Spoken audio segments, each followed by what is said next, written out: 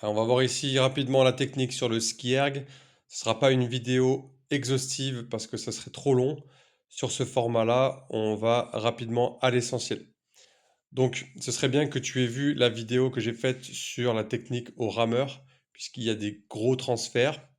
Donc, au rameur, on disait la flexion, l'extension genou et hanche simultanée avec le dos gainé. Eh bien, ici, on va avoir pas une extension, mais cette fois une flexion de hanche et pas une extension des genoux, mais une flexion du rachis, donc du tronc. Les autres articulations qui vont être engagées principalement, c'est les épaules et les coudes. Au moment de ma flexion, donc au moment où je donne l'impulsion, il va falloir que je verrouille mes épaules et mes coudes pour pouvoir transférer toute l'énergie de ma flexion hanche-tronc.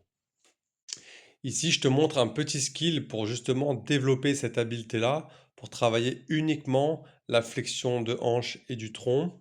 Donc je verrouille mes coudes et mes épaules pendant toute la durée du mouvement, je ne finis pas. Donc ça, c'est vraiment un travail technique pour comprendre comment bien utiliser le noyau du mouvement et pas faire tout le mouvement avec tes bras. Donc ici, je te montre ce que ça donne sur l'écran avec la courbe de puissance. Comme au rameur, on voit une courbe parabole.